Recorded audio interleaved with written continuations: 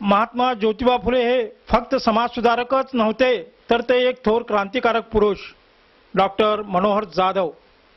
सार्वजनिक वाचनालय बेळगावच्या वतीने महात्मा गांधी जयंतीनिमित्त 10व्या ज्ञानसत्राला प्रारंभ करण्यात आला. सोमवारी सायंकाळी 5 वाजता मराठा बँकेच्या छत्रपती शिवाजी महाराज सभागृहात या निमित्त 2 व्याख्याने आयोजित करण्यात आली आहेत. त्यामधील पहिले व्याख्यान झाले. महाराष्ट्रातील ज्येष्ठ विचारवंत आणि सावित्रीबाई फुले पुणे विद्यापीठाचे मराठी विभागाचे प्राध्यापक डॉक्टर मनोहर जाधव हे व्याख्याते म्हणून उपस्थित होते. यावेळी व्यासपीठावर सार्वजनिक वाचनालयाचे अध्यक्ष माजी महापौर गोविंद राऊत, उपाध्यक्ष ॲडव्होकेट आयजी मुत्संडी, सहकार्यवाह अनंत जांगळे उपस्थित होते. आयजी मुत्संडी यांनी प्रास्ताविक करून वाचनालयाच्या कार्याचा आढावा घेतला. वाचनालयाचे अध्यक्ष गोविंद राऊत यांनी स्वागत केले. व्याख्यानाची सुरुवात डॉक्टर मनोहर जाधव यांच्या हस्ते दीपप्रज्वलन तसेच सरस्वती आणि महात्मा गांधी यांच्या प्रतिमेला पुष्पहार घालून करण्यात आली. यावेळी डॉक्टर मनोहर जाधव यांच्या सार्वजनिक वाचनालयाचे अध्यक्ष गोविंद राऊत यांच्या हस्ते शाल, श्रीफळ, मानचिन्ह आणि पुष्पगुच्छ देऊन सत्कार करण्यात आला. यावेळी उपस्थितांनी टाळ्यांचा गजर करून डॉक्टर मनोहर जाधव यांचे जल्लोषी स्वागत केले. महात्मा ज्योतिबा फुले यांच्या शैक्षणिक धोरणाचे आजच्या काळातील महत्त्व या विषयावर व्याख्यान देताना डॉक्टर मनोहर जाधव आणि डॉक्टर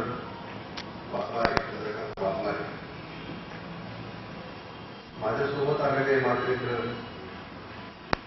प्राध्यापक गौतम बनसोडे, गणेश शेंके आणि मधु वगैरे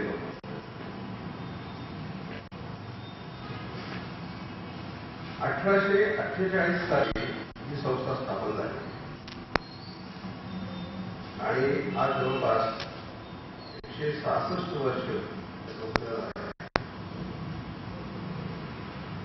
आणि मी माझ्या मित्रांकडून थोडी माहिती घेतली की त्या संस्थेचे उपक्रम कोणकोणत्या स्वरूपाचे आहेत. नियोजित वेळेपेक्षा 1 तास उशिरा व्याख्यानाला सुरुवात झाली. डॉक्टर मनोहर जाधव यांनी 1 तास 10 मिनिटात महात्मा फुले यांच्या शिक्षण क्षेत्रासंबंधीची माहिती सांगितली. यावेळी माजी महापौर नागेश सातेरी, माजी आमदार परशुरामभाऊ नंदियाळी, मधु कणबर्गी, डॉक्टर विनोद गायकवाड, डॉक्टर चंद्रकांत वाघमारे, अनिल आजगावकर, सदाशिव अंगीरकर, प्रभाकर नलवडे, अनंत लाड आदी नागरिक उपस्थित होते. केएलई संस्थेने महानगरपालिका हद्दीतील 5 विद्यार्थ्यांना वैद्यकीय कॉलेजमध्ये प्रवेश द्यावा.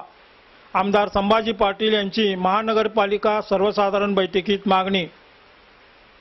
बेळगाव महानगरपालिकेची 19 ऑगस्ट रोजी स्थगित झालेली बैठक मंगळवार दिनांक 7 रोजी महानगरपालिकेच्या सभागृहात संपन्न झाली. बैठकीच्या अध्यक्षस्थानी महापौर महेश नाईक होते.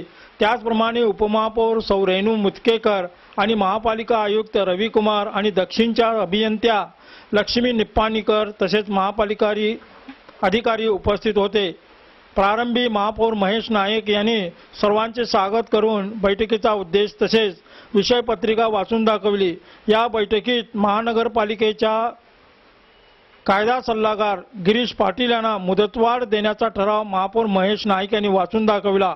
यावेळी आमदार संभाजी पाटील यांनी याला जोरदार विरोध करून अशा माणसाला 2 तास सुद्धा महापालिकेच्या सेवेत ठेवू नये, या माणसाने महापालिकेच्या किती केसेस जिंकल्या याचा अहवाल द्यावा. हा वकील 6-6 महिने महापालिकेच्या केसेसमध्ये हजर होत नाही, तरी पण याला दरमहा 12,000 रुपये पगार देण्यात येतो.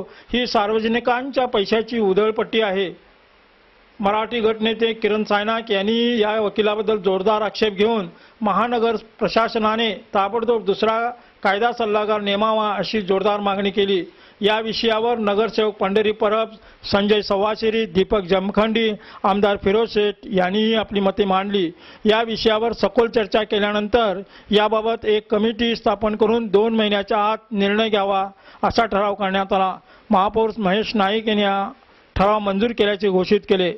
महानगरपालिकेच्या जागा लीजवर देण्यात आल्या आहेत, तेव्हा लीज संपलेल्या जागा परत घेण्यासाठी महापालिकेने कोणती कारवाई केली असा प्रश्न उपस्थित करून आमदार व नगरसेवक संभाजी पाटील यांनी केएलई संस्थेला 55 एकर जमीन लीजवर दिली आहे। त्या बदल्यात महानगरपालिकेच्या हद्दीतील 5 विद्यार्थ्यांना JNMC मेडिकल कॉलेजमध्ये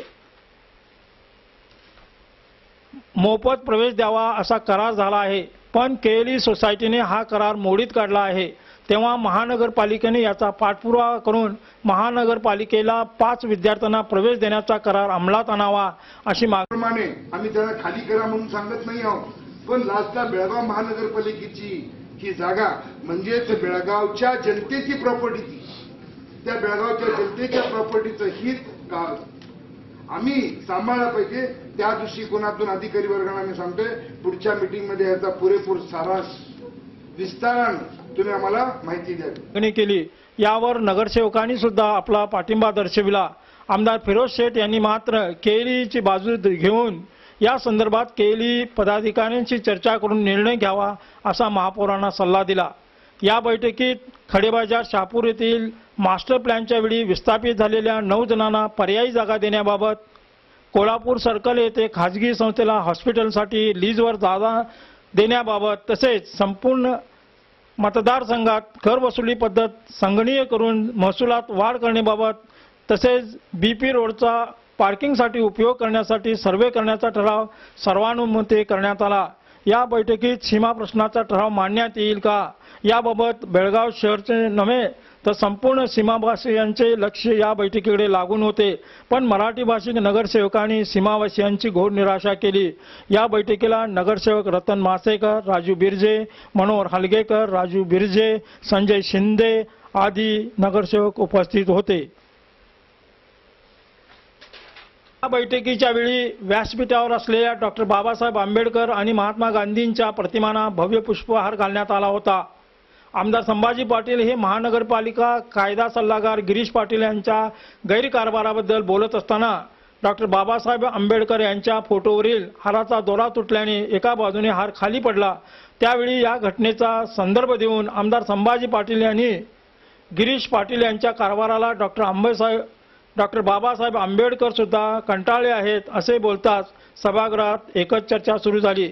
यामुळे सभेत 5 मिनिटे शांतता पसरली।